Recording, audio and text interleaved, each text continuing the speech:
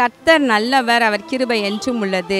ஆண்டவராகிய இயேசு கிறிஸ்துவின் நாமத்தினால் உங்கள் ஒவ்வொருவருக்கும் அன்பின் வாழ்த்துக்கள். தேவ கிருபையும் சமாதானமும் உங்களுக்கு பெருகுவதாக. இன்று அக்டோபர் மாதம் 2ஆம் தேதி. இந்த நாளிலே நாம் தியானிக்கும் வசனம் ஏசாயா 61ஆம் அதிகாரம் 3வது வசனத்தின் பின்பகுதி. அவர்கள் கர்த்தர் தம்முடைய மகிமைக்கென்று நாட்டின நீதியின் விருட்சங்கள் எனப்படுவார்கள். இங்கு கர்த்தருடைய வசனம் சொல்லுகிறது தேவ ஜனத்தை குறித்து. அவர்கள் கர்த்தர் தம்முடைய மகிமைக்கென்று நாட்டின நீதியின் விருட்சங்கள் என்று சொல்லப்படுகிறது. இது அருமையான ஒரு வாக்கு தத்தம் தான். ஆனால் யாரை அவ்விதம் சொல்லுகிறார் என்றால், இங்கு பாருங்களேன், அதாவது சீயோனில் துயரப்பட்டவர்களை சீர்படுத்தவும், அவர்களுக்கு சாம்பலுக்கு பதிலாக சிங்காரத்தையும், துயரத்துக்கு பதிலாக ஆனந்த தைலத்தையும், ஒடுங்கின ஆவிக்கு பதிலாக துதியின் உடையை கொடுக்கவும் அவர் என்னை அனுப்பினார்.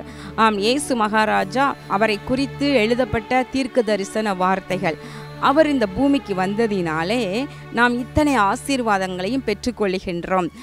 ஒடுங்கின ஆவி எப்பொழுதெல்லாம் தேவ பிள்ளைகளை அமிழ்த்துகிறதோ அப்பொழுது அவருடைய இரத்தத்தினாலே அவர் நம்முடைய பாவங்களை, வேதனைகளை, துக்கங்களை எல்லாம் சிலுவையில் அவர் சுமந்து வெற்றி சிறந்து நமக்கு ஜெயத்தை கொடுத்திருப்பதினாலே நாம் துயரத்திற்கு பதிலாக ஆனந்த தைலத்தை பெற்றுக்கொள்கின்றோம்.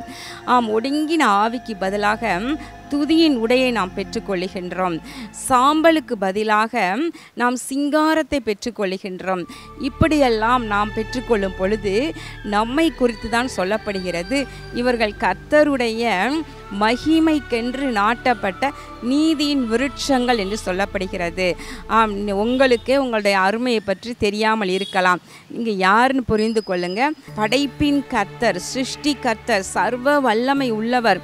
அவர் தம்முடைய மகிமைக்காக நம்மை எல்லாம் நீதியின் விருட்சங்களாக நாட்டி இருக்கின்றாராம். விருட்சங்கள் என்றால் என்னன்னா, விருட்சங்களின் நாட்கள், வருஷங்கள் ஏராளமாம் இருக்குமாம். நல்ல பலத்த விருட்சங்கள், நல்ல வளர்த்தியா, நல்ல பலமுள்ளதாக விருட்சங்கள் இருக்கும் பொழுது அவைகள் பல காலங்கள் வாழக்கூடியது. பிரியமானவர்களே, அப்படித்தான் கர்த்தர் நம்மை பார்க்கின்றார். அதனோடு கூட கர்த்தருடைய மகிமைக்கென்று நம்மை பார்க்கும்போது மற்றவங்க என்ன சொல்லுவாங்க? இவங்களோடு கர்த்தர் இருக்கிறார், இந்த சகோதரியோடு கர்த்தர் இருக்கிறார், இந்த சகோதரனோடு கர்த்தர் இருக்கின்றார், இந்த தம்பியோடு, இந்த தங்கச்சியோடு கர்த்தர் இருக்கிறார். அப்படி பார்த்து எல்லாரும் சொல்லுவாங்களாம். அப்படின்னா என்ன அர்த்தம்? அப்போது நம்மேல் உள்ள அபிஷேகம், ஆனந்த தைல அபிஷேகம் நம்மேல் ஊற்றப்படும் பொழுது, இல்லையா, ஒடுங்கி ஒடுங்கி மற்றவர்களைப் போல அப்படியே சோகத்தோடு நீங்கள் அப்படியே முகத்தை தொங்க போட்டு அப்படியே நீங்கள் நடந்து கொண்டு இருக்கும் பொழுது, ஆனால் நீங்கள் கர்த்தருடைய பலனை பெற்று நீங்கள் துதியின் உடையை தரித்து கொள்ளும் பொழுது, உங்களை பார்க்கும் பொழுது மற்றவர்கள் நீங்கள் விசேஷமானவர்கள் என்று எண்ணுவார்கள். கர்த்தருடைய பார்வையிலும் நாம் விசேஷமானவர்கள் தான். ஏனென்றால் அவர் நம்மை அவருடைய மகிமைக்காக, கர்த்தருடைய மகிமைக்காக நம்மை எல்லாம் ஏற்படுத்தி வைத்திருக்கின்றார். நாம் நீதியின் விருட்சங்கள் என்று அவர் ஏற்படுத்தி வைத்திருக்கின்றார்.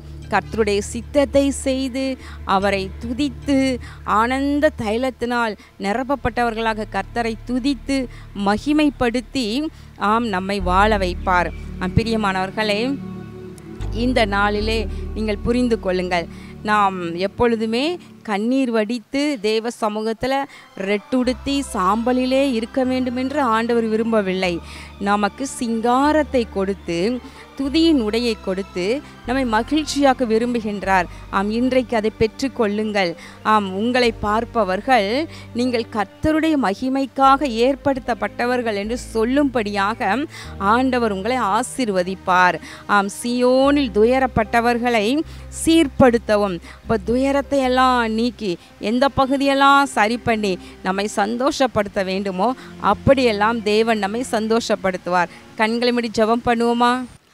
எங்கள் அன்பின் பரலோக பிதாவே, இதோ இந்த நாளிலே நாங்கள் வாசித்து தியானித்த இந்த வசனத்தின்படி ஆண்டவரை நீர் உம்முடைய பிள்ளைகளை ஆசீர்வதித்து, ஆண்டவரை துயரத்தை நீக்கி நீ சீர்படுத்தி, ஆண்டவரே சாம்பலுக்கு பதிலாக சிங்காரத்தை கொடுத்து, கர்த்தாவே ஒடுங்கின ஆவியை நீக்கி அவர்களை துதியின் உடையினால் மூடுவீராக.